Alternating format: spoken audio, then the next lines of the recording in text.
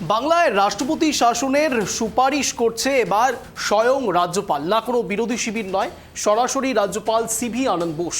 তিনি বলছেন এবার এই রাজ্যে মালদা এবং মুর্শিদাবাদ কাণ্ডে যা যা খবর সামনে এসেছে সেই সব খবরকে অন্তত হাতিয়ার করে বলাই যেতে পারে যে রাজ্যে এবার সত্যি সত্যি রাষ্ট্রপতি শাসনের দরকার রয়েছে।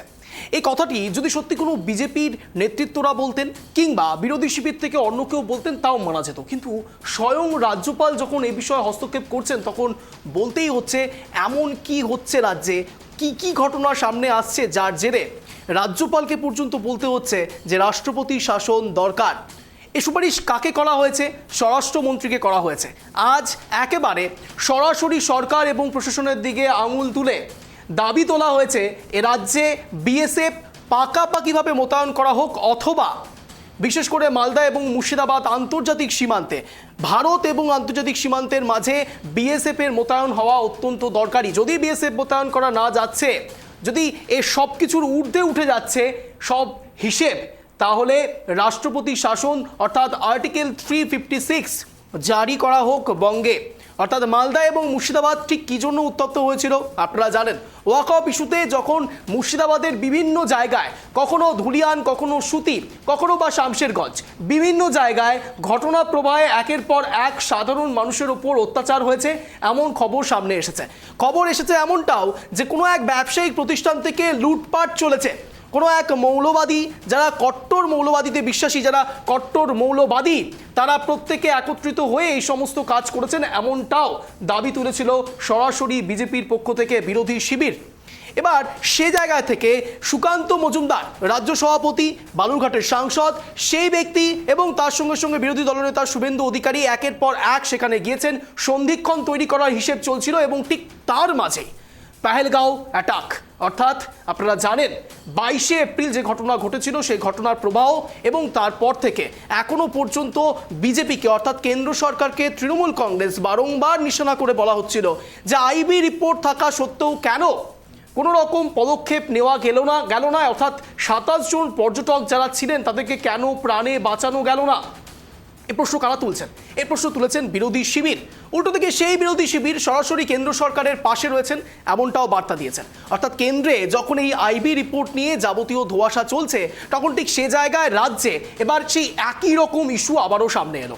অর্থাৎ এক্ষেত্রে গোয়েন্দা সংস্থার তথ্য থাকা সত্ত্বেও কেন সেখানে এই ঘটনা মালদা এবং মুর্শিদাবাদে একের পর এক ঘটলো, অর্থাৎ সাধারণ মানুষকে কেন ঘরছাড়া হতে হলো, কেনই বা তাদেরকে আতঙ্কে দিন কাটাতে হলো, এই সব বিষয় নিয়ে কথা জল্পনা চলেছে। রাজ্যপাল এমনটাও বলছেন রাজ্যের মালদা এবং মুর্শিদাবাদে এখনো পর্যন্ত শান্তির বাতাবরণ তৈরি হয়নি। তাই প্রশ্ন উঠছে, সত্যি কি বঙ্গে এবার রাষ্ট্রপতি শাসন জারি হবে? যদি হয় তাহলে লাভ, লভ্যাংশ, ডিভিডেন্ড কার হবে?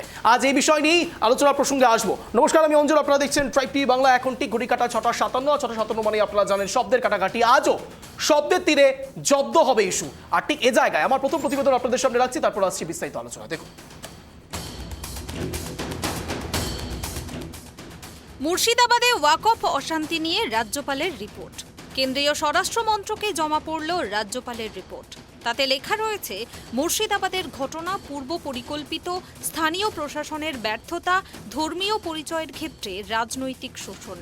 রাজ্যের শাসন ব্যবস্থা ভেঙে পড়লে কেন্দ্রীয় সরকারের হস্তক্ষেপের সুপারিশ করেছেন রাজ্যপাল। জানিয়েছেন প্রশাসনিক ব্যর্থতা এক্ষেত্রে তদন্ত করতে হবে। পাকাপাকিভাবে মুর্শিদাবাদ ও মালদায় কেন্দ্রীয় বাহিনী মোতায়েন ও নজরদারি বাড়ানোর দাবি জানিয়েছেন। শুধু তাই নয়, যদি পরিস্থিতি খারাপের দিকে যায় তাহলে 356 লাগুর সুপারিশ করেছেন রাজ্যপাল। জানিয়েছেন বাংলায় আন্তর্জাতিক সীমান্তে জঙ্গি কার্যকলাপ বড় চ্যালেঞ্জ। এখনও মুর্শিদাবাদে দাঙ্গা বিধ্বস্ত এলাকায় ভয়ের বাতাবরণ। মানুষের আস্থা ফেরাতে ও পরিস্থিতি নিয়ন্ত্রণে আনতে সংবিধান অনুযায়ী ব্যবস্থা নেওয়া হোক। সংবিধান অনুযায়ী বিষয়টি বিবেচনা করুক কেন্দ্র। সীমান্ত সংলগ্ন দাঙ্গা বিধ্বস্ত এলাকায় বিএসএফ পোস্টের সুপারিশ করেছেন রাজ্যপাল। অন্যদিকে মুখ্যমন্ত্রী মমতা বন্দ্যোপাধ্যায় রাজ্য সরকারের বিরুদ্ধে ওঠা অভিযোগ অস্বীকার করেছেন এবং কেন্দ্রীয় সরকারের বিরুদ্ধে রাজনৈতিক উদ্দেশ্য প্রণোদিত পদক্ষেপের অভিযোগ তুলেছেন। রাজ্যপালের দেওয়া রিপোর্ট সম্পূর্ণভাবে রাজনৈতিক উদ্দেশ্য প্রণোদিত। মুর্শিদাবাদে ওয়াকফ অশান্তি নিয়ে রাজ্যপাল সিভি আনন্দ বোস যে রাষ্ট্রপতি শাসন জারির সুপারিশ করেছেন তা নিয়ে এমনই মন্তব্য করেছেন তৃণমূলের কুণাল ঘোষ। রবিবার কেন্দ্রীয় স্বরাষ্ট্র মন্ত্রককে দেওয়া ওই রিপোর্টে রাজ্যপাল উল্লেখ করেছেন মুর্শিদাবাদে অশান্তির ঘটনা পূর্ব পরিকল্পিত, স্থানীয় প্রশাসনের ব্যর্থতা। তাই রাজ্যের শাসন ব্যবস্থা ভেঙে পড়লে কেন্দ্রীয় সরকারকে হস্তক্ষেপ করার সুপারিশ দিয়েছেন তিনি। যদি পরিস্থিতি খারাপের দিকে যায় তাহলে ৩৫৬ লাগুর কথাও জানিয়েছেন রাজ্যপাল। আর এই রিপোর্টের পরই রাজ্যপালকে আক্রমণ কুণাল ঘোষের। রাজ্যপাল যে রিপোর্ট দিয়েছেন সেটা সম্পূর্ণভাবে রাজনৈতিক উদ্দেশ্য প্রণোদিত এবং তিনি তার পলিটিক্যাল অ্যাসাইনমেন্ট জনিত কারণে রিপোর্টটা দিয়েছেন। যদি ওপাশ থেকে এপাশে হামলাকারীরা ঢুকে উস্কানি দেয় বা অনুপ্রবেশকারী ঢোকে, এর দায়িত্ব বিএসএফ এর, যেটা দেখেন অমিত শাহ। ফলে রাজ্যপালের সুপারিশে থাকা উচিত ছিল যে বিএসএফকে, যারা নিজেদের দায়িত্ব সীমান্ত রেখা থেকে 15 কিলোমিটারের বদলে 50 কিলোমিটার করে নিয়েছে, তাদের সঠিক দায়িত্ব পালন করতে হবে। সেই সুপারিশের বদলে তিনি বাংলাকে একটু ইঙ্গিতপূর্ণ কলুষিত, একটু বিজেপিকে খুশি করার মতো একটা সুপারিশের ইঙ্গিত কি ইঙ্গিত, যদি কিন্তু এইসব লাগিয়ে তিনি যেটা করেছেন এটা একটা রাজনৈতিক পত্র, উদ্দেশ্য প্রণোদিতভাবে লেখা। মুর্শিদাবাদে ওয়াকফ ইস্যু নিয়ে অশান্তির ঘটনায় রাজ্য সরকারের প্রশাসনিক ব্যর্থতার প্রতিফলন বলেই জানাচ্ছেন বিরোধীরা। রাজ্যপালের রাষ্ট্রপতি শাসনের সুপারিশ এবং কেন্দ্রীয় স্বরাষ্ট্রমন্ত্রীকে রিপোর্ট জমা দেওয়ার ঘটনা রাজ্যের আইন শৃঙ্খলা পরিস্থিতির অবনতির ইঙ্গিত দেয়। রাজ্য সরকারের উচিত দ্রুত পদক্ষেপ গ্রহণ করে পরিস্থিতি নিয়ন্ত্রণে আনা, অন্যথায় কেন্দ্রীয় হস্তক্ষেপের প্রয়োজনীয়তা বাড়বে বলেই মত রাজনৈতিক বিশ্লেষকদের একাংশের। Bureau report, tribe TV Bangla. 1988 সালে সরকারিয়া কমিশনের পরিসংখ্যান অনুযায়ী একটি বিষয় সামনে আসে, তা হলো যতবার যে কোনো রাজ্যে রাষ্ট্রপতি শাসন লাগু করা হয়েছে তারপর সেই যাবতীয় বিষয়ের নেপথ্যে দেখা গিয়েছে কোনো না কোনো রাজনৈতিক স্বতঃপ্রণোদিত ইচ্ছে রয়েছে। অর্থাৎ রাজনীতির শুধুমাত্র বাতাবরণ তৈরি করবার জন্য এই রাষ্ট্রপতি শাসনকে লাগু করা হয়েছে। অর্থাৎ এক্ষেত্রেও 1988 সাল থেকে 2025 সালের মাঝে 2016 সালেও হিমাচল প্রদেশের ক্ষেত্রেও এই একই রকমভাবে রাষ্ট্রপতি শাসনের কথা উঠে এসেছিল। অর্থাৎ এবার 2025 সালে ঠিক 2026 লোকসভা নির্বাচনের আগে, ক্ষমাপ্রার্থী 2026 বিধানসভা নির্বাচনের আগে 2025 সালের এই বাতাবরণ তৈরি করার পেছনে সত্যিই কি রাজনৈতিক কোনো অভিসন্ধি লুকিয়ে রয়েছে, জানার চেষ্টা করবো। যারা যারা রয়েছেন এই মুহূর্তে আমাদের সঙ্গে, তাদের সঙ্গে পরিচয় পর্ব সারবো। তার আগে রয়েছেন আমাদের সঙ্গে ইতিমধ্যে মাননীয় রুবি মণ্ডল, বিজেপি সমর্থক, রয়েছেন আমাদের সঙ্গে মাননীয় কেতন জয়সওয়াল, কংগ্রেস সমর্থক, রয়েছেন আমাদের সঙ্গে মাননীয় জয়দেব ঘর, রাজনৈতিক বিশ্লেষক। আপনাদের তিনজনকেই স্বাগত ট্রাইব টিভি বাংলায় শব্দের কাটাকাটি অনুষ্ঠানে। শব্দের তীরে জব্দ হবে ইস্যু। আমি প্রথমেই সরাসরি চলে যাব আগে রুবিদির কাছে। রুবিদি, 2016 সালে হিমাচল প্রদেশের ক্ষেত্রেও এই একই রকম ইস্যু সামনে এসেছিল এবং আমরা যা দেখতে পাই জাতীয় ক্ষেত্রে বিজেপি কোনো মতেই রাষ্ট্রপতি শাসনের উপর খুব একটা ভরসা করে না। এর আগেও বিগত দিনে আমরা দেখেছি সন্দেশখালীর ক্ষেত্রে, আরজিকর প্রসঙ্গে বিভিন্ন ক্ষেত্রে বিবিধ সময় আপনারা তুলেছেন রাষ্ট্রপতি শাসন এ বাংলার ক্ষেত্রে জারি করা হোক, কিন্তু সেভাবে জাতীয় ক্ষেত্রে সদুত্তর পাওয়া যায়নি। তারা 2026 বিধানসভা নির্বাচনের আগে 2025 এই নাড়া দেওয়া সরাসরি রাজ্যপালের পক্ষ থেকে কিভাবে দেখছেন? রুবিদি, আনমিউট করুন প্লিজ, বলুন।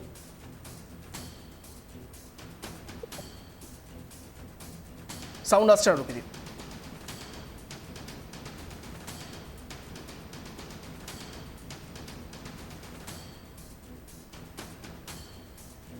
সাউন্ডে কিছু ইস্যু হচ্ছে। আমি ঠিক এই জায়গায় সরাসরি একটু জয়দেববাবুর কাছে যাব প্রথমে। জয়দেববাবু, 1988 সালের সরকারিয়া কমিশনের পরিসংখ্যান অনুযায়ী একটি বিষয় সামনে আসে, স্বাধীনতার পর থেকে যতবার কোনো রাজ্যে রাষ্ট্রপতি শাসন জারি করা হয়েছে তার মধ্যে 1/3 রাজনৈতিক উদ্দেশ্য প্রণোদিত। এক্ষেত্রে তো রাজ্যপাল স্বয়ং বলছেন যে রাষ্ট্রপতি শাসন লাগু করা উচিত, কি বলবেন? আমরা অস্বীকার করতে পারি না। আমরা জানি ইন্দিরা গান্ধী জামানায় যখন দেশ জুড়ে ন্যাশনাল এমার্জেন্সি জারি করা হয়েছিল, তার ফলে কিন্তু ইন্দিরা গান্ধী পরবর্তী নির্বাচনে জিততে পারেনি, পরবর্তী নির্বাচনে তিনি পরাজিত হয়েছিলেন। ঠিক সেই রকম ভাবেই যদি বিজেপি এই ভুলটাই করে, বাংলায় নির্বাচনের পূর্বে যদি ভাবে যে 356 ধারা জারি করে ভোট করলে তারা জিতে যাবে, সেখানে কিন্তু ইতিহাসকে আবার স্মরণ করিয়ে দেবো, ইন্দিরা গান্ধী ন্যাশনাল এমার্জেন্সি জারি করার পরে কিন্তু হেরে গেছিলেন। ঠিক সেইভাবেই আপনি আগামী দিনে দেখবেন যদি 356 ধারার মধ্যে নির্বাচন হয়, বাংলার মানুষ গণতন্ত্র প্রিয় এবং যারা গণতন্ত্রকে ভালোবাসে তারা এই এক রকমের রাষ্ট্রপতি যা শাসন জারির মাধ্যমে ভোট করানোকে মেনে নেবে না। সেক্ষেত্রে কিন্তু তৃণমূল কংগ্রেস হয়তো ডিভিডেন্ডটা বেশি পাবে। এবং দ্বিতীয় অর্থে বলি যে আমরা ধনকর বাবু যখন ছিলেন, এখন যিনি উপরাষ্ট্রপতি, আমাদের মাননীয় উপরাষ্ট্রপতি জগদীপ ধনকর, তিনিও যখন ছিলেন ভোট পরবর্তী হিংসা এবং বিভিন্ন ইস্যুতে বিভিন্ন রকমের রেকমেন্ডেশন সেই সময় করা হয়েছিল। তার দিক থেকেও করা হয়েছিল যে 356 মতন পরিস্থিতি রয়েছে, যার বলে ভরসা করে বিরোধী দলনেতা বারবার হুঙ্কার দিয়েছেন ডিসেম্বরে জানুয়ারিতে রাষ্ট্রপতি শাসন জারি হবে, এবং মহিলা কমিশন আরো অনেকেই রেকমেন্ডেশন দিয়েছিল। কিন্তু রাষ্ট্রপতি শাসন জারি করা শুধুমাত্র রাজ্য সরকারের ব্যর্থতা নয়, সেটা কিন্তু কেন্দ্র সরকারেরও ব্যর্থতা। এবং কেন্দ্র সরকার যারা বারবার বিজেপি ইন্দিরা গান্ধীর জামানার দিকে আঙুল তুলে বলেন যে ইন্দিরা গান্ধী জামানায় কতবার রাষ্ট্রপতি শাসন হয়েছিল এবং কালা সময় হিসেবে তারা পালন করে সেই সময় খণ্ডকালটাকে, ঠিক সেই একই দোষের দোষী হবে এই একটি নির্বাচিত সরকার থাকার পরেও। মণিপুর জ্বলছে, আদার্স আরো অন্যান্য স্টেটে এর থেকে ভয়ঙ্কর রকমের রিলিজিয়াস কনফ্লিক্ট দেখা দিয়েছে, কিন্তু সেখানে নীরব থেকেছে বিজেপি শাসিত রাজ্যগুলোতে। কিন্তু যদি আজকে বিজেপি শাসিত রাজ্য নয় বলে 356 জারি করা হয়, এবং 356 মানে আমরা জানি যেভাবে খর্ব করা হয় আপনাদের অধিকার, মিডিয়ার অধিকার এবং মানুষের গণতান্ত্রিক অধিকারকে যেভাবে ন্যারো ডাউন করা হবে এবং ক্ষমতা খর্ব করা হবে, বাংলার গণতন্ত্র প্রিয় মানুষ কিন্তু সেটা নেবে না। এবং সেক্ষেত্রে কিন্তু তৃণমূল কংগ্রেস ডিভিডেন্ড পেয়ে আরো বেশি আসন বাড়িয়ে নেবে। রাজনৈতিকভাবে মোকাবিলা করাটাই এর একমাত্র রাস্তা, কারণ বর্তমান পরিস্থিতিতে মুর্শিদাবাদ, ধুলিয়ান, সেখানে কিন্তু আর কোনো উত্তেজনা নেই।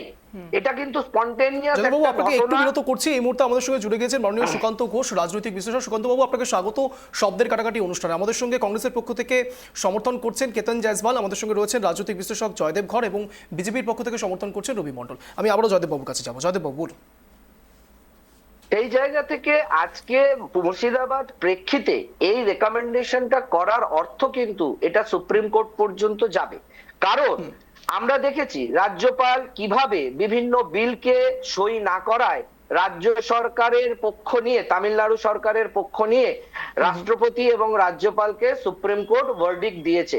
সেই রকম ভাবে যে কোনো মানে স্বেচ্ছাচারিতা করে এমন পশ্চিমবঙ্গের পরিস্থিতি হয়নি যে রাষ্ট্রপতি শাসন জারি করতে হবে, এবং সেটা যদি রাজনৈতিক উদ্দেশ্য প্রণোদিত ভাবে করে। এখন বাংলা শান্ত, বাংলা পুরোপুরি শান্ত এবং বাংলা গণতন্ত্র প্রিয়। জয়দেব বাবু, রাজ্যপালের মূল ইস্যু হচ্ছে রাজ্যপাল এখনো বলছেন মুর্শিদাবাদ এবং মালদার ক্ষেত্রে এখনো পর্যন্ত শান্তির বাতাবরণ তৈরি হয়নি। অর্থাৎ তিনি একেবারে গ্রাউন্ড জিরোতে গিয়েছেন এবং গ্রাউন্ড জিরো রিপোর্ট অনুসারে তিনি বলছেন, কারো মুখের কথায় নয়। না দেখুন, গ্রাউন্ড রিপোর্ট জিরোটা তো আপনারাও আছেন, ট্রাইব টিভি বাংলাও তো মুর্শিদাবাদের মাটি কামড়ে পড়ে রয়েছে। আমরা তো আজকে পর্যন্ত ট্রাইব টিভির বাংলায় সারাদিনে মুর্শিদাবাদে এমন কোন পরিস্থিতির ঘটনা দেখলাম না। ট্রাইব টিভি কি তাহলে মিথ্যে কথা বলছে? ট্রাইব টিভির চোখে ভেসে আসছে না, ট্রাইব টিভি দেখতে পাচ্ছে না? ট্রাইব টিভিও দেখাক। কোথায় গেছেন রাজ্যপাল, যেখানে তিনি দেখতে পাচ্ছেন মুর্শিদাবাদে আগুন জ্বলছে বা মুর্শিদাবাদ, ধুলিয়ান, মালদায় পরিস্থিতি স্বাভাবিক নয়, সেই পরিস্থিতি কি ট্রাইব টিভি দেখতে পাচ্ছে না? ট্রাইব টিভি আমরা দিনরাত দেখছি কোথায়, সেখানে তো কোথাও একটা ইস্যু দেখিনি। কিন্তু যখন মুর্শিদাবাদে আগুন জ্বলেছিল তখন প্রথম ট্রাইব টিভি বাংলায় দেখিয়েছিল, তারা সত্য দেখিয়েছিল, তারা দেখিয়েছিল বাংলা জ্বলছে। কিন্তু আজকে যখন বাংলা জ্বলছে না, মিডিয়া দেখাচ্ছে না, তখন কোন চশমা পরে গেছিলেন রাজ্যপাল এটা কিন্তু দেখতে হবে।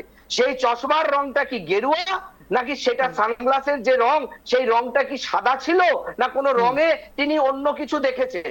কারণ ট্রাইব টিভির বাংলার পর্দায় আমরা আজ পর্যন্ত, এখনো পর্যন্ত বিগত 15 দিনে মুর্শিদাবাদ জ্বলছে বা মুর্শিদাবাদ ধুলিয়ানে কোথাও আগুন জ্বলছে এরকম পরিস্থিতি আপনারা যদি দেখাতে পারেন, আপনাদের ক্যামেরায় ফুটেজ দেখান। যে চশমা দিয়ে রাজ্যপাল দেখেছেন, আপনিও সেই চশমা পরে যদি দেখাতে পারেন, আমাদের দেখান যে হ্যাঁ আমরাও বলবো মুর্শিদাবাদে যদি জলে আমরাও প্রশাসনের দিকে আঙুল তুলবো, আমরাও প্রশাসনকে বলবো, ধিক্কার জানাবো যে অবিলম্বে মুর্শিদাবাদ ধুলিয়ানের শান্তি প্রতিষ্ঠা করতে হবে, প্রশাসন এবং আইনের শাসন প্রতিষ্ঠা করতে হবে। এবং সেটা এখন আইনের শাসন চলছে, কিন্তু জোর করে যদি আমি বলি, নিজে গিয়ে তুষ দিয়ে পেট্রোল দিয়ে আগুন ধরিয়ে বলি ওই তো মুর্শিদাবাদ জ্বলছে, তাহলে কিছু করার নেই, কারণ সেটা ট্রাইব টিভি দেখাতে পারবে না। নিজের থেকে আপনি মন গড়ন কথা বলতে পারেন, কিন্তু তার প্রমাণ, সাক্ষ্য প্রমাণটা কোথায়?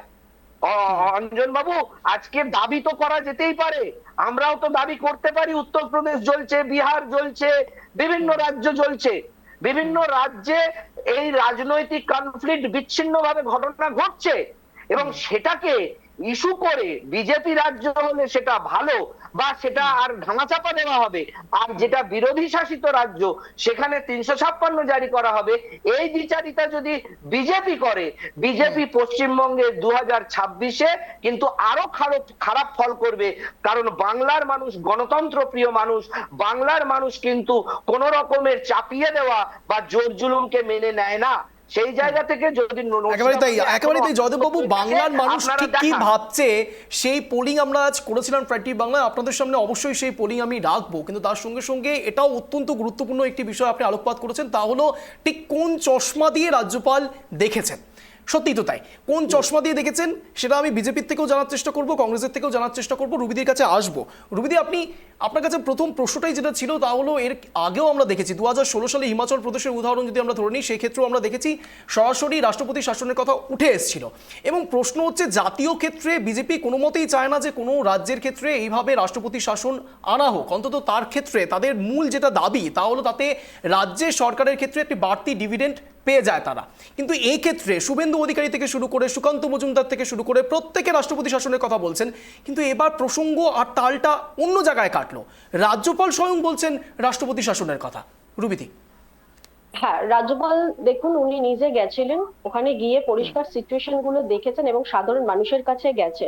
ওখানকার সাধারণ মানুষ রাজ্যপালের কাছে কিছু দাবি করেছিল, যে তারা কি পরিস্থিতিতে আছে কি না আছে সেটা আমরা দেখেছি। এবং আমি জানি না উনি ট্রাইব টিভি বাংলা দেখেন কিনা, একটু আগে যিনি বললেন জয়দেব দা, উনি কতটা দেখে জানি না। ট্রাইব টিভি বাংলাতে আমরা এই নিয়ে আমরা মনে হয় বহুবার শো করেছি। আপনার সাউন্ড লিক করলো। হ্যাঁ রুবিদি, আপনার কাছে আবারও আসছি, কিন্তু এই মুহূর্তে প্রধানমন্ত্রী নরেন্দ্র মোদী সরাসরি লাইভে রয়েছেন, নজর রাখবো। लेवल पर ज्यादा से ज्यादा मैचों ने भी बड़ी भूमिका निभाई, यानी जो जितना खेलेगा वो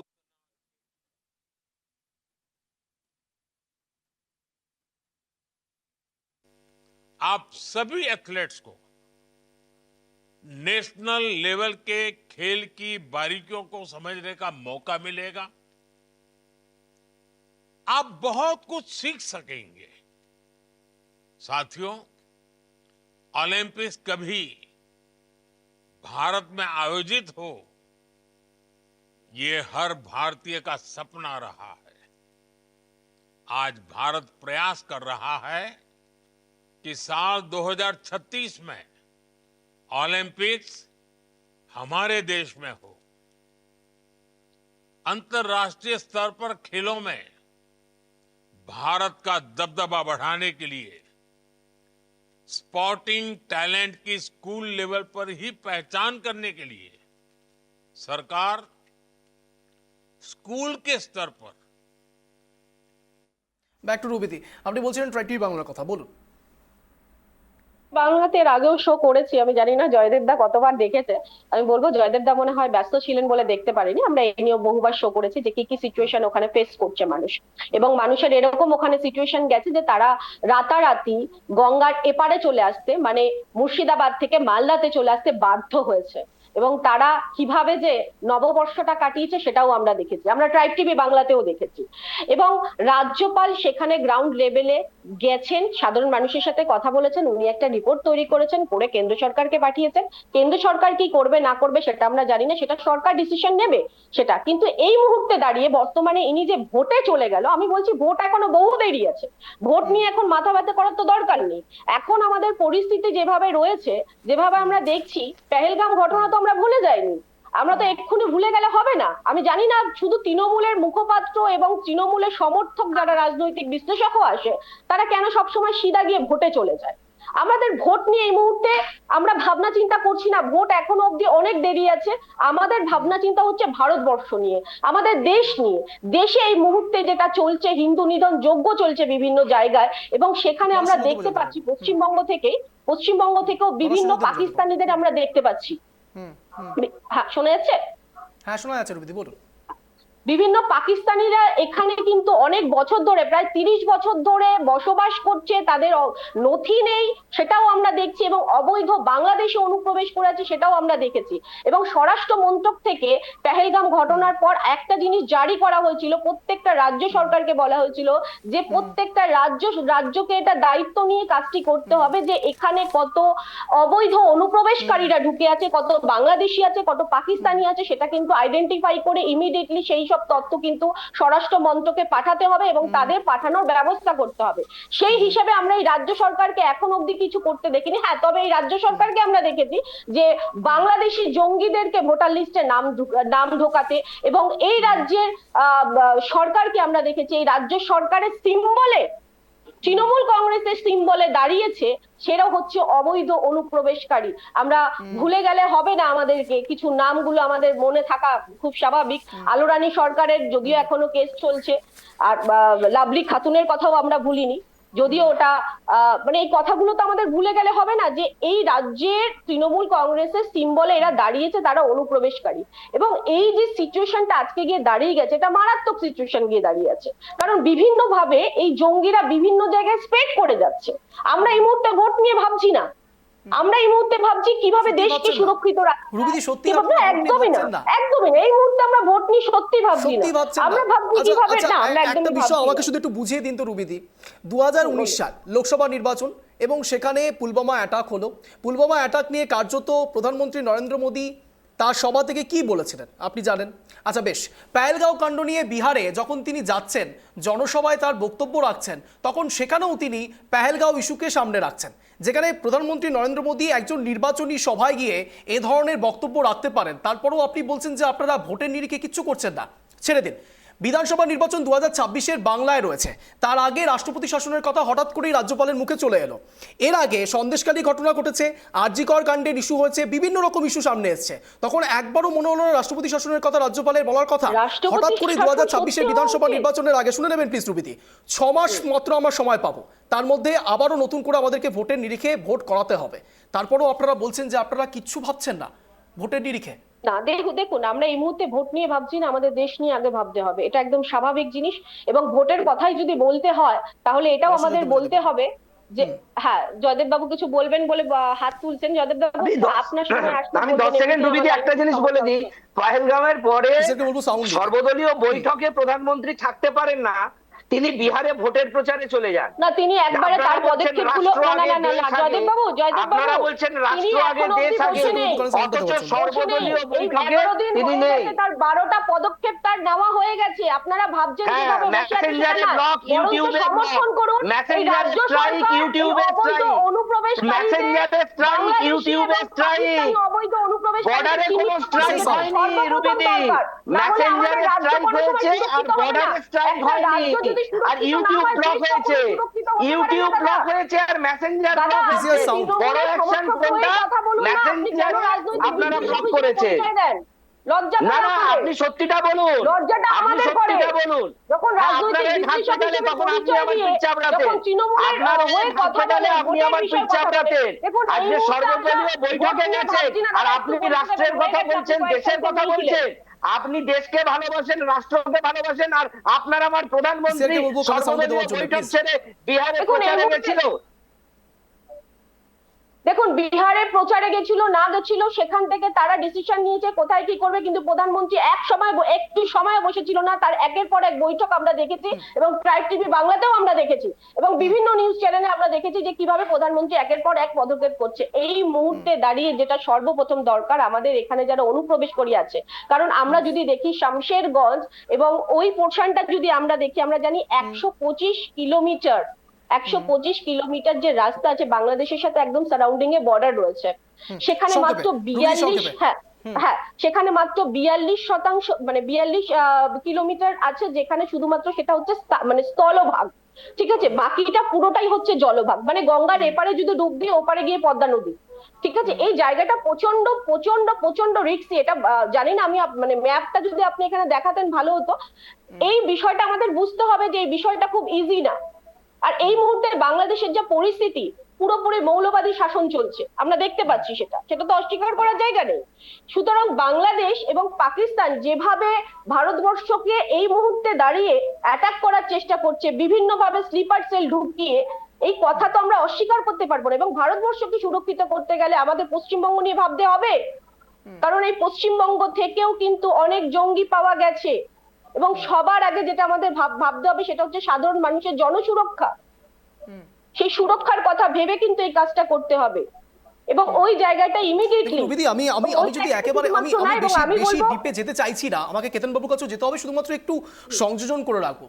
আজ থেকে নয়, একেবারে যদি আমরা দেখি ইন্ডাস ভ্যালি সিভিলাইজেশন থেকে শুরু করে এখনো পর্যন্ত প্রতিটি ক্ষেত্রে জম্মু কাশ্মীরের ঠিক ওই হিন্দুকুশ পর্বত থেকে শুরু করে প্রত্যেকটি জায়গা থেকে ওই দিক দিয়েই যাবতীয় মানুষ ঢোকার চেষ্টা করেছেন। এবার আমার প্রশ্ন হচ্ছে, জম্মু কাশ্মীরকে আপনারা এখনো পর্যন্ত সেভ করে উঠতে পারলেন না, পর্যটকরা সেখানে গিয়ে রীতিমতো নিহত হচ্ছেন। এখনো পর্যন্ত এলওসি বর্ডারে দিনের পর দিন রাত্রেবেলা করে পাকিস্তানের সব জওয়ানরা, আমি বলবো জঙ্গিরা, দিনের পর দিন তারা সেখানে গুলি চালাচ্ছেন। এখনো পর্যন্ত ভারত কি রেজাল্ট দিচ্ছেন সেটা এখনো ঠিকভাবে আপনারা স্পষ্টভাবে রাখতে পারছেন না, আর আপনারা শুধু বাংলার পেছনে পড়ে রয়েছেন। আচ্ছা, বাংলার ক্ষেত্রে রাষ্ট্রপতি শাসন হলে বাংলার ভাবমূর্তি সত্যি নষ্ট হচ্ছে না? না না, আপনি যেটা বলতে চাইছেন না, দেখুন, বাংলাকে আমরা পরিকল্পিতভাবে কোনো রকম ভাবে ব্লেম দেওয়ার চেষ্টা করছি সেটা নয়। ভারতবর্ষ বর্ডারে কিন্তু মানে বাংলাও কিন্তু আমাদের পড়ছে, সেটা কিন্তু বুঝতে হবে। আর বাংলাদেশ আর মানে ভারতবর্ষের বর্ডারে বাংলাদেশের মানে বাংলাদেশ আর বাংলার ভূমিকাটা কিন্তু অনেকটাই রয়েছে, এবং প্রায় 2217 কিলোমিটার রয়েছে যেখানে আমাদের তাদের সাথে সীমানা পড়ছে, বর্ডার এরিয়া পড়ছে। এটা কিন্তু ভাবতে হবে। কাশ্মীরের যে সিচুয়েশন হয়েছে, দেখুন, কাশ্মীরের সিচুয়েশন এরকম বহু বছর ধরে আমরা দেখে এসেছি। সেখানে দাঁড়িয়ে নরেন্দ্র মোদীজি আসার পর কাশ্মীর কিন্তু শান্ত হয়ে গেছিল, এবং শ্রীনগরে আমরা ভারতের পতাকা উত্তোলন করতে দেখেছি, এবং 370 ধারাও বিলুপ্ত হতে দেখেছি। এবং এটা হচ্ছে কাজ। এবং মানে আগে গত 5 বছর ধরে কিন্তু সেরকম ভাবে কোনো ট্রেডার অ্যাটাক হয়নি, এটা কিন্তু শান্ত করতে পেরেছিল এই সব। আমি আবারও আসবো, আমি এখানে কেতন বাবুর কাছে যাব। এটাও আমরা বলবো লোকাল যাদের দ্বারা এটা করা হয়েছে, যেসব স্লিপার সেল ভারতবর্ষে রয়েছে, আমাদের সেটা কিন্তু আইডেন্টিফাই করা দরকার বলেই স্বরাষ্ট্র মন্ত্রক থেকে এরকম একটা ডিসিশন নেওয়া হয়েছে। এবং সেই হিসেবে আমি বলবো রাজ্য সরকারকে ঠিকঠাক করে কাজ করুক। এখানে যারা বাংলাদেশি অনুপ্রবেশ আছে, যারা পাকিস্তানি অনুপ্রবেশ আছে, বেরোচ্ছে, এক এক করে বেরোচ্ছে, সেই লিস্টটা মানে জমা করুক এবং তাদের এখান থেকে পাঠানো হোক, নাহলে স্লিপার সেল আরো তৈরি হয়ে যাবে এবং বিভিন্ন জায়গায় অ্যাটাক হতে পারে। বেশ, আমি এখানে সরাসরি কেতন বাবুর কাছে যাবো। কেতন বাবু, বিজেপির একটি বক্তব্য রয়েছে, একা ইন্দিরা গান্ধী প্রধানমন্ত্রী হিসেবে 48 বার বিভিন্ন রাজ্যে রাষ্ট্রপতি শাসন জারি করেছিলেন। বিজেপি নেতৃত্বের মতে দল অন্তত সেই পথে হাঁটতে রাজি নয়। তারপরেও রাজ্যের নেতৃত্বরা বারংবার বলছেন রাষ্ট্রপতি শাসনের কথা। এবার তো স্বয়ং রাজ্যপালও বলে ফেললেন। না, প্রথমে তো যখন আপনি ওই মাঝখানে আমাদের ইন্টারাপ্ট করে যখন জয়দেব দা বলছিলেন, যে আপনি বললেন যে প্রধানমন্ত্রী সরাসরি এসেছেন, আমি তো ভাবলাম যে যাক, এবার মনে হয় আমাদের সেই সৌভাগ্যটা হলো যে আমরা প্রধানমন্ত্রী একটা প্রেস কনফারেন্স দেখবো। কিন্তু পরে আবার সেই হতাশাই হলো আমাদের। যাই হোক, এটা স্বাভাবিক যে উনি করার সাহস নেই। ইন্দিরা গান্ধীর কথা যখন আসছে, আজকের দিনে যখন পাকিস্তান আমাদের দেশের নাগরিকদের ধর্ম জিজ্ঞেস করে জল যুদ্ধ হচ্ছে, আর এরা মনে করছে না কংগ্রেস ডিসাইড করবে কবে যুদ্ধ করবে কবে না করবে। কেতন বাবু, আপনার সময় বলেন, প্লিজ আপনি অবশ্যই বলার সুযোগ পাবেন। কিছু নেই কেতন বাবু, না প্লিজ, ব্যক্তিগত আক্রমণ না। কেতন বাবু, আমি এখানে রয়েছি, আমি ব্যক্তিগতই করব না প্লিজ, না কেতন বাবু, অন্তত আমার সাথে এটা হবে না। কেতন বাবু প্লিজ। না, আপনার সাথে আপনি বন্ধ করুন, মাইক বন্ধ করুন। আমি তো বন্ধ করেছিলাম কিনা, রুবিদিকে বন্ধ করেছি, কথা বলতে বন্ধ করে দেওয়া হয়েছে। কেতন বাবু, আপনি বলুন প্লিজ। হ্যাঁ, বন্ধ করে দেওয়াই উচিত এদের। তো যেটা বলছিলাম, এই মুহূর্তে ইন্দিরা গান্ধীকে যদি স্মরণ করতে হয়, এই সময় যদি ইন্দিরা গান্ধীকে স্মরণ করতে হয়, যখন আমাদের দেশের নাগরিকদের ধর্ম নাম জিজ্ঞেস করে তাদেরকে মারা হচ্ছে, তার উদ্দেশ্য একটাই, যে যাতে এই দেশে আমাদের ধর্মীয় একটা বিভেদ সৃষ্টি করা যায়, হিন্দু মুসলিমদের মাঝে একটা দাঙ্গা পরিস্থিতি তৈরি করা যায়, তাদের মধ্যে একটা অবিশ্বাস তৈরি করে যায়। তারা কারা করছে? এই দেশের যারা দুশ্মন, যারা শত্রু, অর্থাৎ পাকিস্তানের জঙ্গি। কিন্তু আমাদের এটা দেখা দরকার যে এদেশে কারা তাদের তালে তাল দিচ্ছে, অর্থাৎ তারা একদিকে বলতে চাইছে যে হিন্দু মুসলিমদের বিভেদ তৈরি করা যে চক্রান্তটা করছে, আর আমাদের দেশের মধ্যে কারা তাদের তালে তাল দিচ্ছে, যারা বলছে যে হ্যাঁ দুর্নীতি, এই হিন্দু মুসলিমদের ব্যাপারটা যেটাকে নিয়ে করছে আমাদের, তারা মানে একই, যারা পাকিস্তানিরা যত বড় শত্রু আমাদের দেশে, তাদের একজন জঙ্গি মনে করি, এদেশে যারা বিভেদ সৃষ্টি করছে তারাও সেই জঙ্গির ক্যাটাগরিতেই পড়ে। এক, এবার ইন্দিরা গান্ধীকে যদি স্মরণ করতে হয় আজকের দিনে, তাহলে ইন্দিরা গান্ধীকে স্মরণ করে চলুন না আমরা পাকিস্তানের আর একটা টুকরো করি, যদি সাহস থাকে। ইন্দিরা গান্ধীর আমলে এই টিভিতে যুদ্ধ হতো না। এই যে আমরা এখন দেখি না যে টিভিতে পাকিস্তানের একজনকে ডেকে নিয়ে তলোয়ারে এরকম এরকম করছে, ওদিক থেকে ইন্ডিয়ার একজন, সে ভার্চুয়াল যুদ্ধ হতো না। ইন্দিরা গান্ধী চুপচাপ থাকতেন, চুপচাপ থাকতেন মানে যে প্রেস কনফারেন্স করতেন তা নয়, উনি কাজের কথা বলতেন, আর একটা কম কথা বলতেন, কাজ বেশি হতো। ইন্দিরা গান্ধী থাকলে এখন এই 1 মাস হতে চললো, এই পরিস্থিতি দাঁড়াতো না। এই যে কি বলছেন বাংলাদেশ কেতন বাবু? প্রধানমন্ত্রী নরেন্দ্র মোদী অলরেডি পাক প্রধানমন্ত্রীকে ব্লক করে দিয়েছেন, তারপরে বলছেন কিছু করেন। ওইসব হোমিওপ্যাথি ট্রিটমেন্ট এসব হয় না, ওসব হোমিওপ্যাথি ট্রিটমেন্ট। এখানে সার্জারি দরকার, এখানে অপারেশন দরকার, হোমিওপ্যাথি ট্রিটমেন্ট যে টিকটক ফিকটক এসব দিয়ে কিছু হয় না। এটাই তো বলছি যে হোমিওপ্যাথি একটা ট্রিটমেন্ট দিয়ে হয় না। এবার ব্যাপারটা হচ্ছে যে এবার আসি এই রাজ্যে, এই যে আমাদের যেটা দেখতে পাচ্ছি যে এই রাষ্ট্রপতি শাসনের যে গল্পটা, এটা বাতিলা ছাড়া আর কিছু নয়, কারণ এটা আমরা নতুন শুনছি না।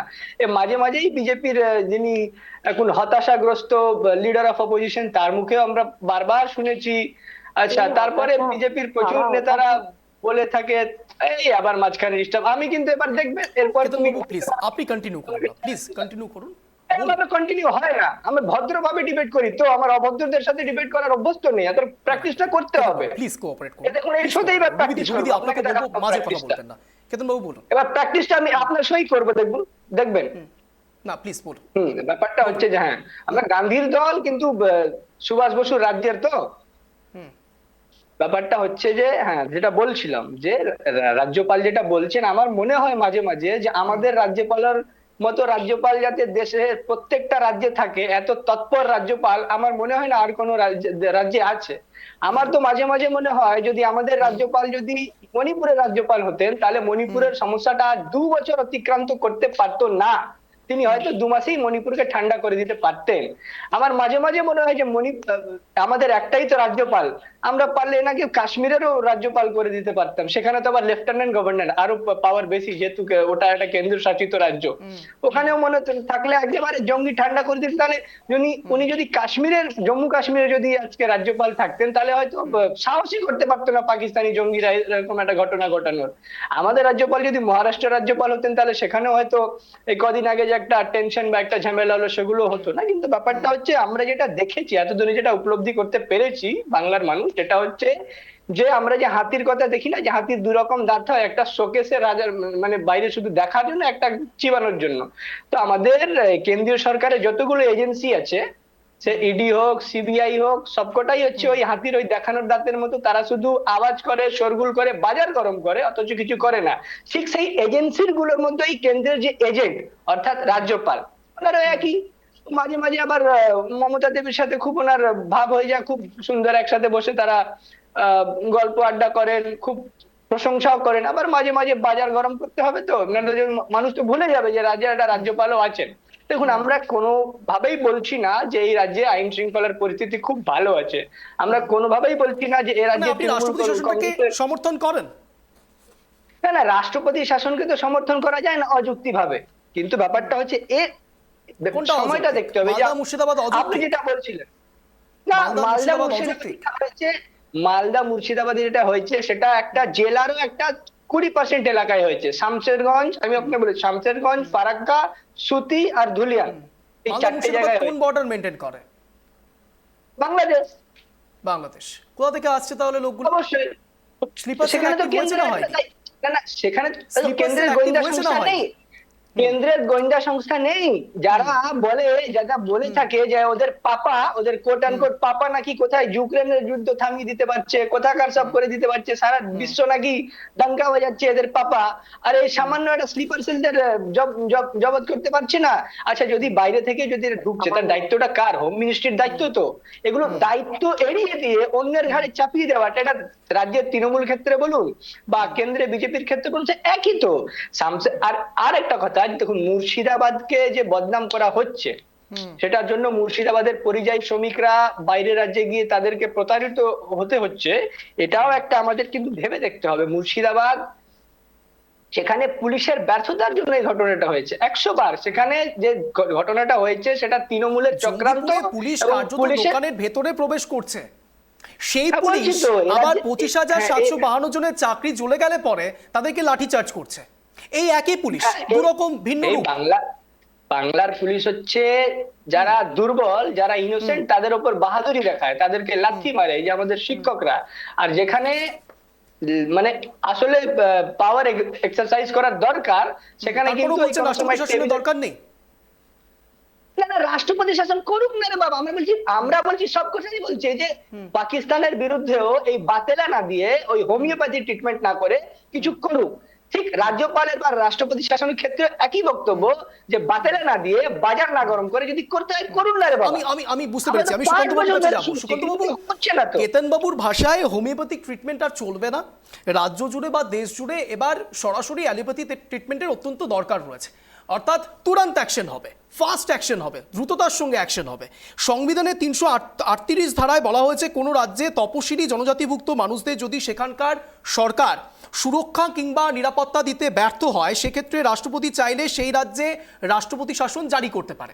সন্দেশখালী ক্ষেত্রে আমরা দেখেছি, সেখানে জাতীয় মহিলা কমিশন পৌঁছচ্ছেন, তারা পর্যন্ত বলছেন রাষ্ট্রপতি শাসনের কথা না, রাষ্ট্রপতি শাসন নিয়ে তারপরে স্পিক টু নট, সবাই স্পিক টু নট। কিন্তু হঠাৎ করে 2026 বিধানসভা নির্বাচনের আগে রাজ্যপালের মনে হয়ে গেল এবার একটু রাষ্ট্রপতি শাসনের দরকার রয়েছে। সুকান্ত বাবু, দেখো, আমার মানে রাজ্যপাল, রাষ্ট্রপতি, প্রধানমন্ত্রী এদের নিয়ে খুব একটা, আমি যেটা ইন্দিরা গান্ধীর কথা উঠলো, ইন্দিরা গান্ধী নিশ্চিতভাবে এমার্জেন্সি যখন জারি করেছিলেন তার ফল ওনাকে ভুগতে হয়েছে। কিন্তু ইন্দিরা গান্ধীকে এই ক্রেডিটটাও তোমাকে দিতে হবে যে বাংলাদেশ তৈরি করার পেছনে তার যে মানে কি বলবো বীরত্বপূর্ণ, ব্যক্তিত্বপূর্ণ যে ডিসিশনটা উনি নিয়েছিলেন, সেটাও প্রয়োজন রয়েছে। এবার আমি প্রসঙ্গে আসি। 356 ধারা, এটা কিন্তু জাস্ট একটা প্রস্তাব দিয়েছে। তিনি প্রস্তাব করেছেন, গভর্নর যেটা বলেছেন যে সুপারিশ করেছেন, এবং এই সুপারিশের অনেক নিয়ম রয়েছে, সেটা কেন্দ্রীয় স্বরাষ্ট্র মন্ত্রককে জানিয়েছে। এটা হলেই যে রাষ্ট্রপতি শাসন জারি হবে, বিজেপি এরকম কোনো ডিসিশন আমার মতে কোনো বিচক্ষণ মানুষ নিতে পারে না। কারণ এখনকার দিনে তোমার বুঝতে হবে যে তিনি যেগুলো বলেছে রিপোর্টে, সেই রিপোর্টে যদি তুমি দেখো তাহলে দেখবে যে ওখানে ধর্মীয় মৌলবাদকে প্রশ্রয় দেওয়া হয়েছে। পুলিশ দোকানে বসেছিল যেদিন জঙ্গিপুরে আগুন জ্বলছিল, এবং যারা হিন্দু মানুষ রয়েছেন তারা বেসিক্যালি খুবই ভয় পেয়ে আছেন, এবং তারা বিএসএফ এবং সিআরপিএফ কেই বিশ্বাস করছে, এবং তিনি তার জন্যই কিন্তু বিএসএফ সিআরপিএফ এর কথা বলেছিলেন। এবং তিনি যেটা বারবার বলছেন যে এটা কোনোভাবেই মানে যখনই মনে রাখবে একটা রাজ্যের শাসনতান্ত্রিক যে ব্যবস্থা অচলাবস্থা সৃষ্টি হয়, তখনই প্রোক্লেমেশন অফ ইমার্জেন্সি হয়। কিন্তু ঘটনা হচ্ছে যে আমার প্রশ্নটা অনেক জায়গায়, সিভি আনন্দ বোসকে নিয়ে অনেক কিছু বলতে পারে, কিন্তু তিনি যথেষ্ট জ্ঞানী মানুষ, পড়াশোনা করা মানুষ। এবার ধনকরের সাথে আমি কোনো বাবুর সাথে আমি কোনো কম্পারিজনে যাব না, কিন্তু কোথাও গিয়ে সিভি আনন্দ বোসের এই মানে বারবার কখনো আমরা দেখেছি এসসি কমিশন, তুমি একটু আগে বললে মহিলা কমিশনের রিপোর্টের ব্যাখ্যাও কিন্তু তিনি এই প্রতিবেদনে যেটা তিনি সুপারিশ করেছেন সেখানে কিন্তু দিয়েছেন, যে মহিলা কমিশনও কিন্তু বারবার বলেছে যে এখানে কেউ মানুষের নিরাপত্তা নেই, মানুষের নিরাপত্তা দিতে পুলিশ ব্যর্থ, পরিষ্কার ভাবে বলা হয়েছে। এবার যে কোনো এরকম সুপারিশের ভিত্তিতে রাষ্ট্রপতি পারেন, কিন্তু রাষ্ট্রপতি তো আর কাজ করেন না, এটা মানতে হবে যে তিনি নমিনাল এক্সিকিউটিভ। বকলমে কিন্তু প্রধানমন্ত্রী, যেটা একটু আগেই আমাদের রাজনৈতিক বিশ্লেষক এবং অন্যান্যরা বলেছিলেন যে আদৌ ইন্দিরা গান্ধী, যে তুমি একটু আগে বললে ইন্দিরা গান্ধী করেছে, বেসিক্যালি ইন্দিরা গান্ধী তো করতে পারেন না। কিন্তু আমাদের ঘটনাটা এই জায়গায় যে কেন্দ্র রাজ্যের যে সংঘাত, যেটা আমরা মুর্শিদাবাদের যেগুলো দেখেছি, শামসেরগঞ্জে দেখেছি যোগী। বিজেপির পক্ষ থেকে বলা হয়েছে যে 48 বারের মতো রাষ্ট্রপতি শাসন জারি করা হয়েছে ইন্দিরা গান্ধীর সময়তে, এটা বিজেপির বক্তব্য। দেখো, রাষ্ট্রপতি শাসন যখন জারি করেছে তার কিছু কারণও ছিল, এবং তার একটা কারণ আমাদের রাজনৈতিক বিশ্লেষক বলেই দিলেন, তার ফলে তাকে কিন্তু এটা ভুগতে হয়েছে। কিন্তু তুমি মনে রাখতে হবে, রাষ্ট্রপতি শাসন জারি হলে একটি রাজ্যকে নির্বাচনের অবস্থায় ফিরিয়ে আনা অত্যন্ত কঠিন, এবং তুমি যখন রাষ্ট্রপতি শাসন জারি হবে তাকে 2 মাসের মধ্যে কিন্তু লোকসভা রাজ্যসভায় দুটোকে 2 মাসের মধ্যে এটা পাশ করিয়ে আনতে হবে। অনেক রকম বিষয় রয়েছে। এবং আরেকটি ঘটনা তোমায় বলি, যদি 365 নং ধারা অনুযায়ী রাজ্যে শাসনতান্ত্রিক ভাবে যদি মানে শাসন ব্যবস্থা পরিচালিত না হয়, সেরকম কোন রিপোর্ট কেন্দ্রীয় সরকারের কাছে পৌঁছে দেয় রাজ্যপাল, তাহলেও কিন্তু একইভাবে এই এমার্জেন্সি জারি করা যায়। আমি এখনো বলবো তোমাকে অঞ্জন, এখনো কিন্তু রাষ্ট্রপতি শাসনের যে কথা উঠছে সেটা এখনো অনেক দূর বাকি জল যাওয়ার।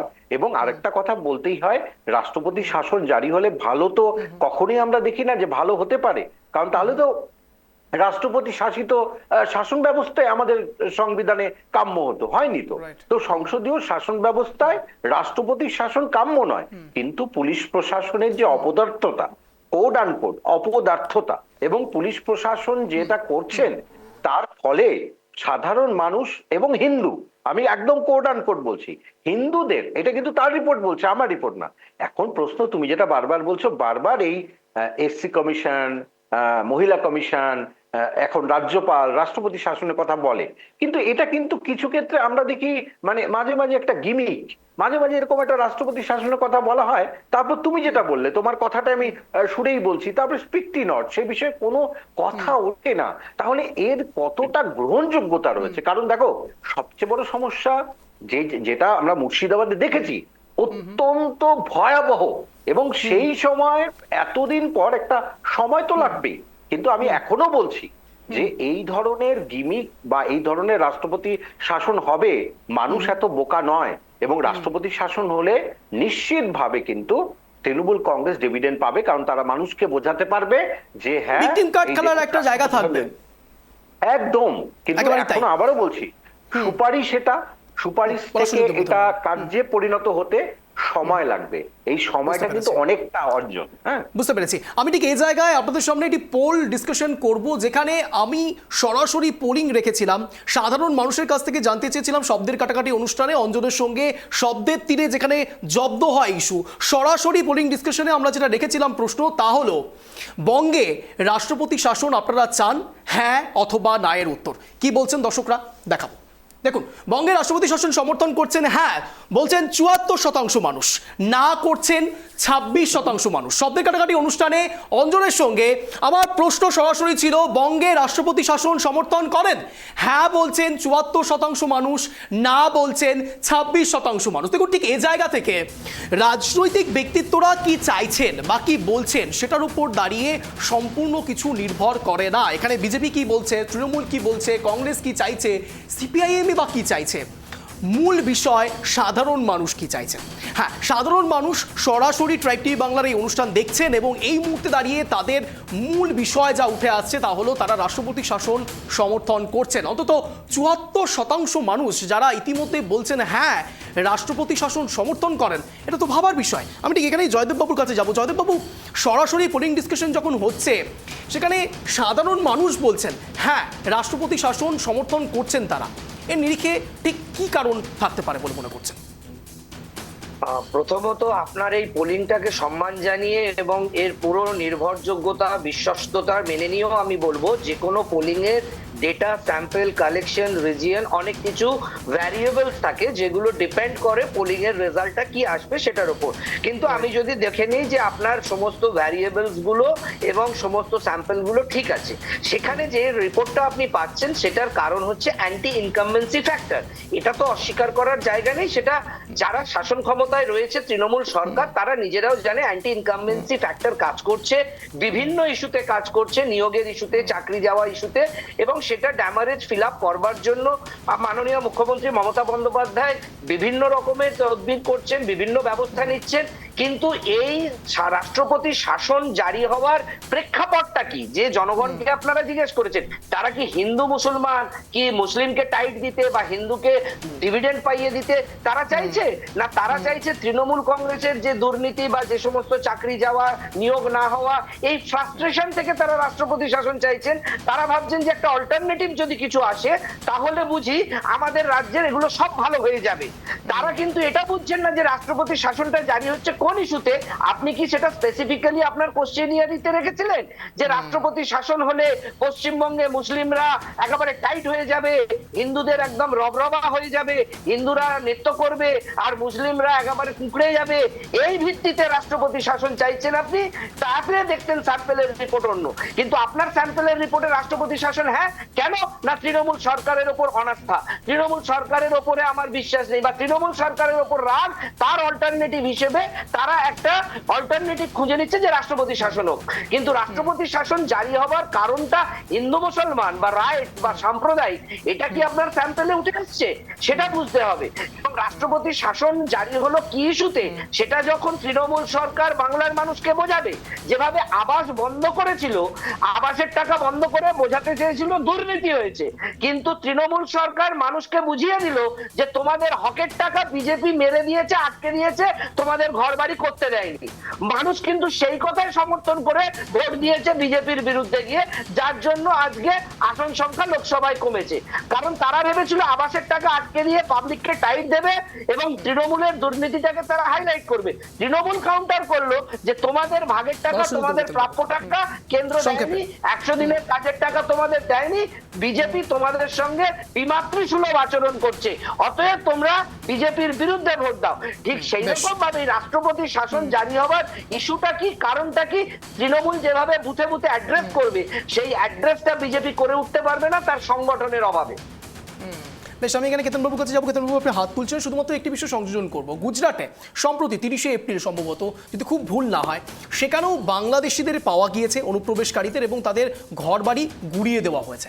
আমার প্রশ্ন ঠিক এ জায়গাতে, যেখানে গুজরাটে এরকম ঘটনা ঘটতে পারে, তাহলে বাংলার ক্ষেত্রে ঘটনাটা অন্যরকম কেন? যদি বা জয়দেববাবু বলছেন অনেকগুলো প্যারামিটার সেট করার চেষ্টা করলেন জয়দেববাবু, ঠিক প্যারামিটার আলাদা করে সেট করে দেওয়া হয়নি, কিন্তু সাধারণ মানুষ বলছেন যে অল্টারনেটিভ তারা কিছু একটা চাইছেন। অর্থাৎ 26-এর বিধানসভা নির্বাচনের আগে রাষ্ট্রপতি শাসন কতটা জারি হবে তার চেয়েও বড় প্রশ্ন, মানুষ অল্টারনেটিভ খুঁজছে। এটাই তো সবচেয়ে বড় জায়গা। কেতনবাবু, হ্যাঁ, আপনার উত্তর দেওয়ার আগে আমি আপনার যে তিনটে বিষয় নিয়ে যেটা এতক্ষণে উঠে আসলো তার নিয়ে আমি ছোট ছোট একটু বলে দিই। এক হচ্ছে যে ইন্দিরা গান্ধীর আমলে, হ্যাঁ, যে বিজেপি বা আপনারা যে কথাগুলো বলছেন যে ইন্দিরা গান্ধীর আমলে কতবার রাষ্ট্রপতি শাসন হয়েছে নিয়ে, কিন্তু দেখুন যতবারই হয়েছে সেটা কিন্তু দেখুন রাষ্ট্রপতি শাসনও তো দেশের আইনের মধ্যে রয়েছে, ব্যাপারটা বুঝবেন টেকনিক্যালি। এটা তো অন্য দেশের আইন দিয়ে হচ্ছে, আমাদের সংবিধানে রয়েছে প্রভিশন হয়েছে। কেতনবাবুকে টাইমার দেওয়া হোক। আপনার 1 মিনিট সময় শুরু হচ্ছে এখন, আনইন্টারাপ্টেড, বলুন। একদম।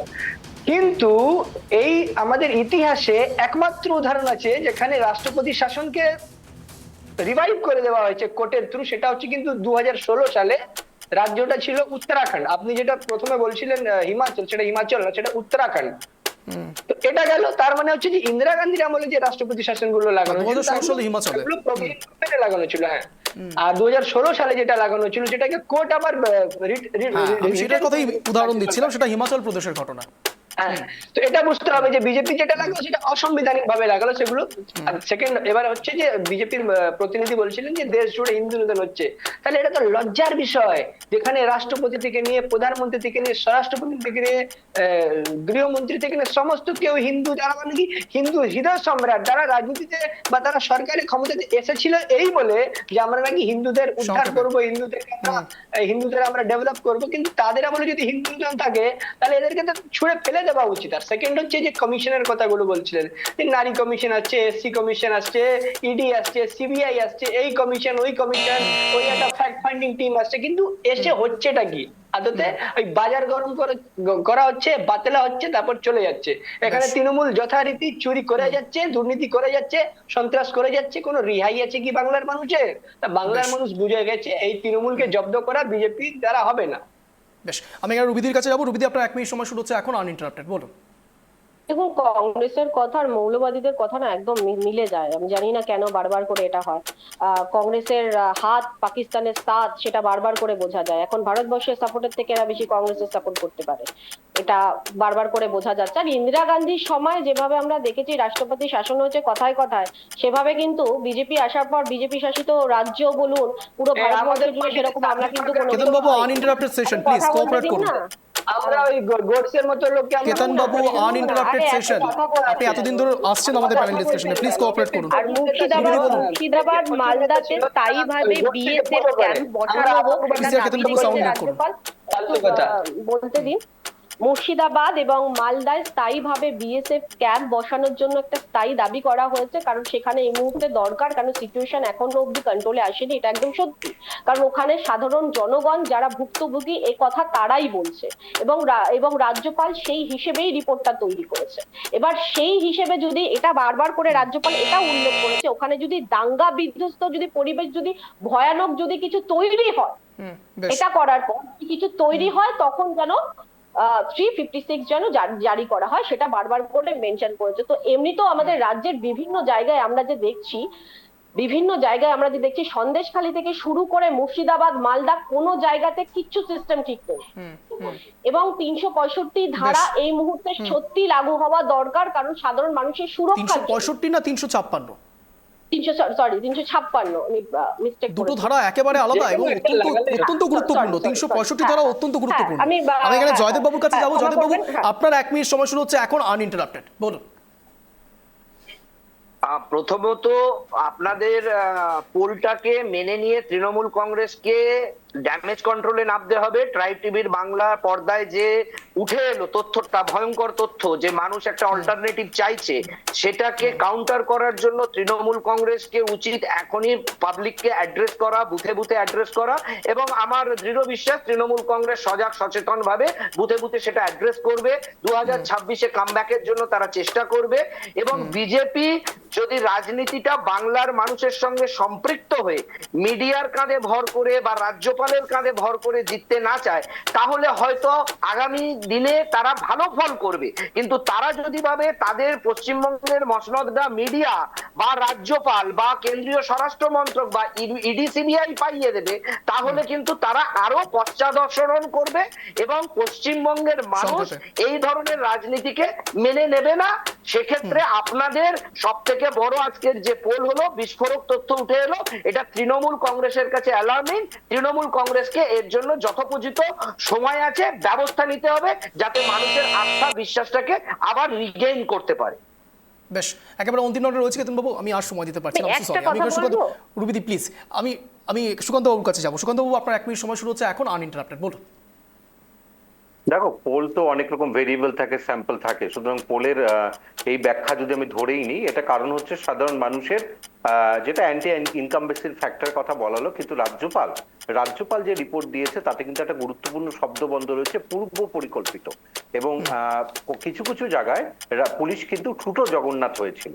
এই দুটো জায়গা বড্ড ইম্পর্টেন্ট, কারণ তুমি রাজ্যে প্রশাসনিক ব্যবস্থায় পুলিশ যদি ঠুটো জগন্নাথ থাকে, তাহলে কিন্তু একটা মানে গুরুত্বপূর্ণ ভাবে সেই জায়গাগুলো আইন শৃঙ্খলা কিন্তু তলানিতে পৌঁছয়, যেহেতু এগুলো সীমান্তবর্তী অঞ্চল। এই কারণে কিন্তু রাজ্যপাল এই সুপারিশ করেছে। কিন্তু এখন দেখার বিষয়, আমি আবারও বলছি, যে এই রাষ্ট্রপতি শাসন হয়ে গেল, 356 জারি করা হয়ে গেল, এটা কিন্তু এত সহজ নয়। এবং এর ফলে কিন্তু যেটা হবে, বিরোধী দলগুলো কিন্তু গর্জে উঠবে। সুতরাং আমার মনে হয় না যে এখনই অঞ্জন তোমার যেটা পোল দেখা গেল সেটা মেনে নিয়েও বলছি যে এখনই এই মুহূর্তে রাষ্ট্রপতি শাসন কেউই জারি করবে না। এটা একদম ভোটের আগে এরকম একটা রাজ্যপালও করেছেন। রাজ্যপাল তো মানে অন্য দিক থেকে কেন্দ্রেরই প্রতিনিধি, সে কারণেই করেছেন, এটাই বলতে পারি। বেশ, একেবারে অন্তিম লগ্নে ছিলাম। আপনাদের 4জনকেই অশেষ ধন্যবাদ ট্রাইব টিভি বাংলা আসার জন্য, শব্দের কাটাকাটি অনুষ্ঠানে যোগদান করার জন্য। 3টে পয়েন্ট এখানে অত্যন্ত গুরুত্বপূর্ণ, যা বলতেই হবে। তা হলো 3ভাবে এই ধারা প্রয়োগ করা যায়। প্রথমত, রাজ্য মন্ত্রিসভা কেন্দ্রের কাছে সুপারিশ করতে পারে। দ্বিতীয়ত, রাজ্যের ঘটনাবলীর প্রেক্ষিতে রাজ্যপাল যদি সুপারিশ করেন। অথবা তৃতীয়ত, সংশ্লিষ্ট হাইকোর্ট বা সুপ্রিম কোর্ট অভ্যন্তরীণ নিরাপত্তা বিপর্যয় হলে এই ধরনের রায় দিতে পারে। এবার কোন ধারা প্রয়োগ হচ্ছে, এই 3টের মধ্যে কোন 3টে জায়গা আদেও এ রাজ্যের ক্ষেত্রে খাটে, সেই বিষয় নিয়ে এখন ধারাপাত শুরু হয়েছে। যদিও বা রাজ্যপালের এই মন্তব্য এবং সুকান্তবাবু যা বললেন প্যানেল ডিসকাশনে, এ পর্যায়ে দাঁড়িয়ে 356 ধারা বললেই জারি করে দেওয়া যাবে এমনটাও কিন্তু নয়। হ্যাঁ, এটা ঠিক যে সাধারণ মানুষ পোল ডিসকাশনে সরাসরি যা রায় দিচ্ছেন, সমর্থন করছেন যেভাবে, তাতে একটি বিষয় একেবারে সুস্পষ্ট, তা হলো রাজ্যের বুকে সাধারণ মানুষ হয়তো অল্টারনেটিভ খুঁজতে শুরু করে দিয়েছে। কিন্তু 26শে বিধানসভা নির্বাচনের আগে এবার সত্যি কোন দিকে এই যাবতীয় নির্ঘণ্ট প্রকাশ হয়, দামামা কোন দিকে বাড়ছে, এটাই এখন সব থেকে লক্ষ টাকার প্রশ্ন। এবার দেখার 26শে বিধানসভা নির্বাচন এবং 25-এর এই পোল সত্যি কোন দিকে নিয়ে যায় রাজ্যের ভবিষ্যৎকে। অন্তত এই কথা বলেই আজকের এই শো শেষ করছি। আর এরকমই টান শো দেখার জন্য প্রতিদিন ঠিক সন্ধ্যে 6:57 নজর রাখুন ট্রাইব টিভি বাংলার পর্দায়। শব্দের তীরে জব্দ হবে ইস্যু শব্দের কাটাকাটিতে। নমস্কার।